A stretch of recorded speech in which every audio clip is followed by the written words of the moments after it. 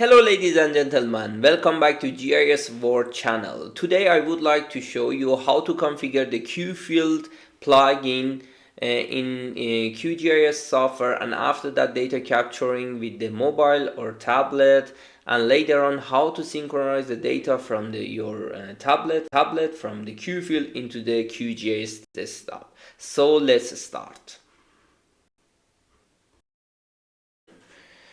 In previous video, I show you how to install the QField plugin into your QGIS desktop, and as you see, we have already the dataset from the OpenStreetMap, and in the part 4, we show you how to download the data from the OpenStreetMap and save it as a shapefile. So let's continue.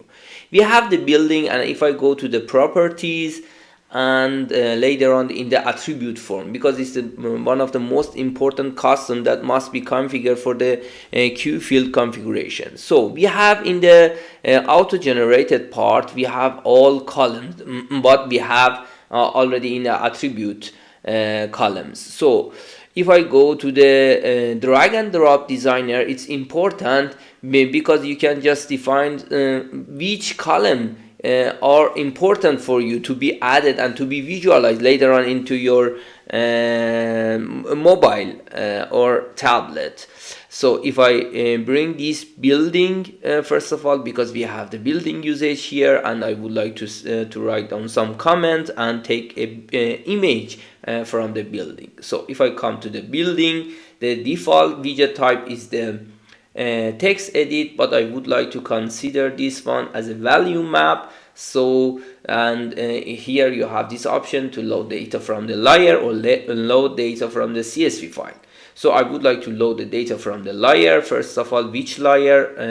I would like to add it from the building, and the value the same, building and description. I would so it means you can have the value from one layer, one column, and description from another column, but I would like to consider from the same. So you see right now we have all value and description, and insert null value on top, because if you don't want to use one of those, you can consider as a null value. And if I just okay, you see by default you see all of those. And if I come to the apply, so comment, so I would like to consider as a text edit, because it's a comment section, and after that multi-line you can write it down more lines in it. And image widget type must be in the attachment and type, and here the default path will be same to your where your QGIS file is. And so display resource path, and later on use the hyperlink for the document path, so you can activate this one when you are capturing the data, so you are seeing just the hyperlink. And the type integrated document viewer to be images. And if I just apply okay, and coming back again here, just going to one building and click, so you see the building, you see the comment, and you see the image. So it means you see the same part, same view into your device.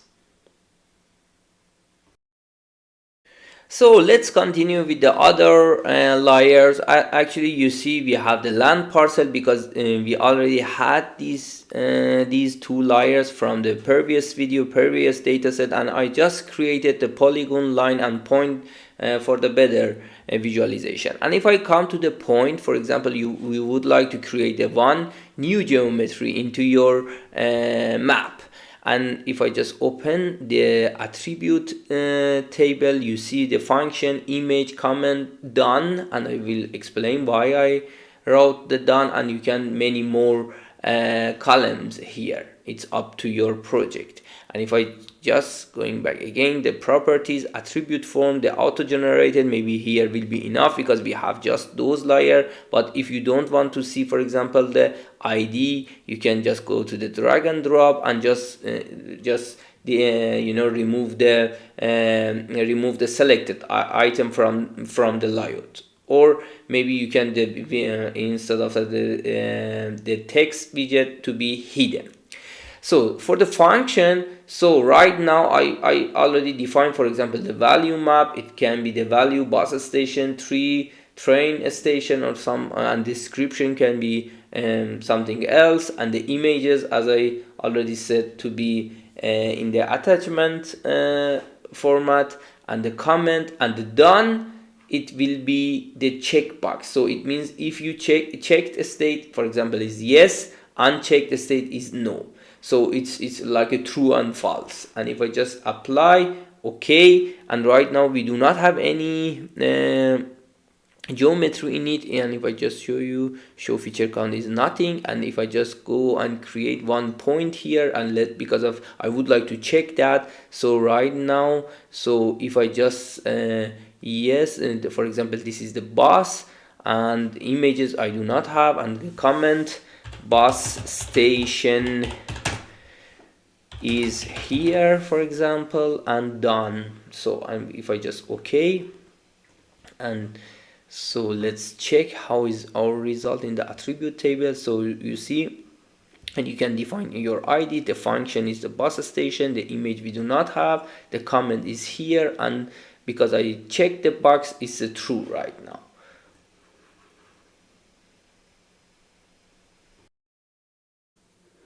Till now, we have learned how to configure the attribute form, for example, in the value map, in the text edit, multi-line, and images attachment and value relation. We have some more like a classification, color, date, time, and hidden, and relation references, and we will show you how to configure some complicated or complex relation and references in the future to you. So, and maybe let me just show you how to add the date, and maybe just some of another column to be added here, and you have this option to consider the date and time, and you can define the date time or date time, and the widget display you can have the default, or you define your custom one and just apply and okay. And if I go to the land parcel in the properties right now, you see right now this is auto generated. We can do the same process, but we won't do to keep this video shorter. And if I just you see we have the drag and drop designer again, and right now you see all of those are in the text format except area. And if I come to the area, the widget type, right now you can define the range, because if the range it will be just for the numbers, and you can define, for example, the editable and minimum and maximum. So it's another widget type for the numbers. And for example, if I just apply okay and go into the one parcel here, just click and to the action here, you see in the area, if I just activated this one, we have this option to define. So for the area, it's not a good sample, because area won't change like this, but it's up to your, for example, if you have the range number of 1 to 1000 and you would like to choose with one click and going to up which one to be labeled into your system, it will be a good option, the widget type range. And you see I just created the polygon and line like point, and you can consider again, you see right now the open attribute table, you see there is nothing here. For example, just to show you one single sample, for example, the function and the type, it's up to you, for example, a string 250, and just okay, you can just continue like this and define the function what you need for your line. And it's finished right now, and the same for the polygon, and you see exactly the same information into your device. So right now let's start how to configure. Okay, we are done with the project and we would like to put this one into your tablet or your mobile, and after that going to the data acquisition. So first of all, coming to the plugin, QField plugin, sync, and configure current project. So right now you see we have the new option in the QField sync. It's a QField cloud, and it's new something somehow. and we will show you later on in the following video how to configure for the QField cloud. It has many advantages, because you do not need the data you can capture with the many devices, and the data will be synchronized and will be merged together, but we will explain you later on. And for here we will use the cable export, and here or prefer online layer or individual layer setting. And for you see all the layer that we have in our QGIS desktop and action, okay, offline editing, and in the properties. If I just click in the properties, okay, for example, you can lock the geometry, so it means you cannot change the geometry. Sometimes it's very important if you have some original data, for example, like a building from municipality, you would like to capture the data, but nobody should touch this geometry of data. And if, for example, if I just click and apply, and yes, okay, so you will be back in the same page and in the base map. So it me here you can define one single layer as an OpenStreetMap, for example, or you have the option to, if you define the map themes in your QGIS desktop, you can just activate it to be as a base map. And we have some advanced setting here, but we will explain you in the future. And if I just apply, okay, and again going to the QField sync and package for QField here. So right now you see the one warning has unsaved changes, and unsaved changes will not be uploaded to the QField. Okay, so it means, so let's first save our project, and again going to the plugin package for the QField. Right now there is no error, and you can export directory where to be. So after defining your export directory, just create. You see right now there is an error, failed to create a base map, because I didn't define any base map, because I already have the OpenStreetMap in my system, so it's not necessary to add another base map here. And just okay, and the progress is finished. And if you see this green icon, so it means it's done successfully. And if I just click here, you see the data is saved here. So we are done with the configuration inside the QGIS, so it's time to go to the tablet data. Right now we are in the tablet, on Android tablet, and if you don't have the QField software, you must go to the Play Store, and after that, for example, here write it down, the QField, and just QField installation. I already have the QField in my tablet, and just open that one and open local file and imported project. As you see, the test and QField test, and you will open this symbology. It was the name of the file. And if I just going here, you see exactly the QGIS desktop map, QGIS desktop project. And with this one you see all building. As you see right now it's locked, because I already locked you cannot change the geometry of that. So if I just click here, you see expand legend item, and after that you see all legend items. So let's continue. And if I just click in one building right now here, so this building, so you have this option to change the building usage, for example to the garage, and write it down it is good, for example. And just going to the images, you can take I will take an image from my keyboard right now, just save, and you see this image. And from for example from that layer, bus station, and the date, you can just, today is the 10th of the April 2023, and just do not forget to save. So the data will be saved. And after this part, when we are done, I will show you how to see this data in the QGIS desktop with the synchronization. So let's continue.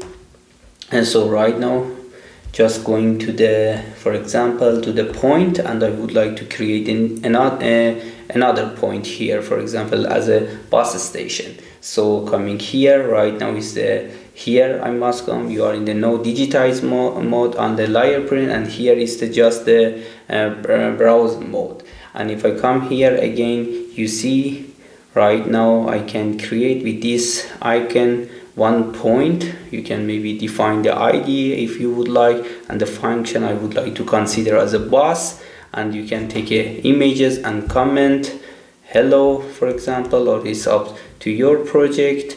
And so it's done or not. Here it will be the option at the feature to the point, and you can consider, for example, which kind of feature to be added, and it's saved. You see the, for example, bus is coming. And another, for example, here another for example, the tree, you can add the image and another comment, hey, for example, and it's, for example, it's not done, for example, it's finished this data capturing, or if it's not activated, so it means you can come back again to complete your data in Office. And if I just save, you see another point.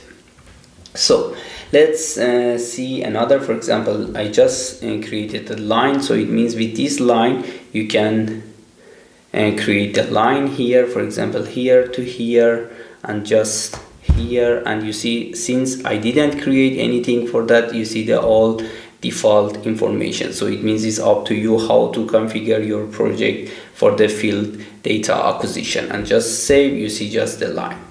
And if I back again to the browse mode, you see all information here. And you have this option, for example, you do not want to see the OpenStreetMap, you can just make it off, and you can add it later on, for example.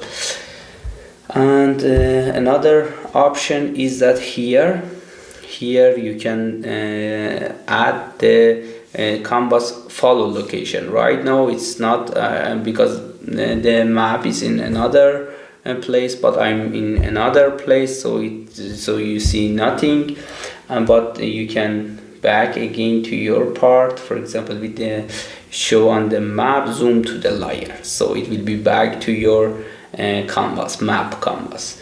It's another option of that. And here in the setting we have the measure tool, print to PDF, go to home screen, project, open the project, or lock screen, and some other information. But the print to PDF, it will be nice, and sometimes in some project you will be done in the field, so it means you can create your print map.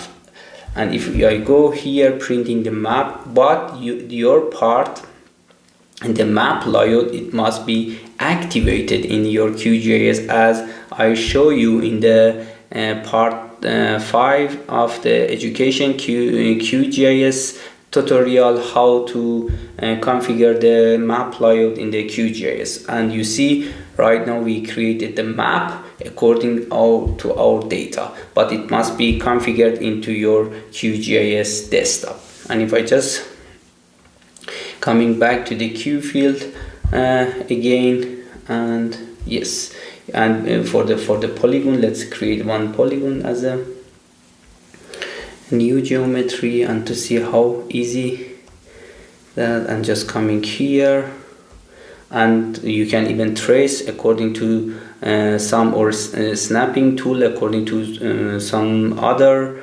layers like land parcel or building, and it will be possible. And just here it will be finished, and just defining one ID and just save, and you see this polygon right now. Yes, so we just consider we are done with the data capturing, with the data acquisition. We captured the images, we gave some feature information to the building, and some new geometry like a point, polygon, and line. So right now we are done with the data capturing, and we would like back to see this data captured into the QGIS desktop. So let's continue.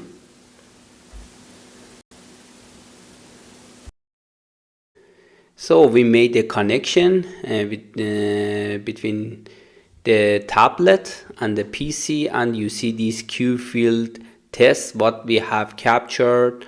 It's in our tablet, and we would like to copy this one into our local machine. So you see we have this data right now in our local machine, and for example if you come to the DCIM, you see the captured image, for example as I made in from my keyboard, and you see right now this map what we saved as a PDF. So it means the data collection are here, and if I just open this QGIS file from here, it will be in the offline form, but you can this possibility to synchronize the data from your QField. So let's check if the data is correct or not. Yes, it seems good. And if I just make this one off and this one too, so you see we captured this data, and we just create a new geometry, this new point, and let's just check it's everything is okay. As you see the bus station, and I just wrote the hello and done, checked, and it seems okay. So, and let's check how was our data capturing into the building. And if I just open attribute table, and if I come here organize column, deselect all, and I would like to see how is the image comment, and for example this building, yes, you see, let's see, do we have any image? Yes. And if I just go to the map and just you see this building, with one click we have the, yes, it is good, and the building we change to the garage, and we have the image and different capture the data.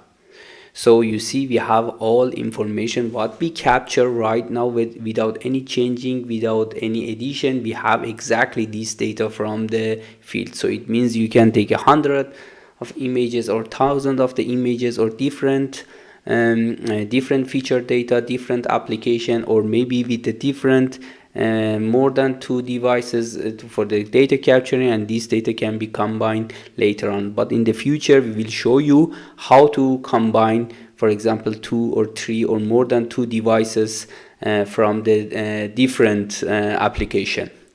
So thank you all for listening to us. I hope you enjoyed and you learned the basic from the QField, but in the future we will consider more videos about the professional configuration in the QField, especially first of all into the QGIS in the attribute form, and after that going to the QField. Thank you again, and see you soon.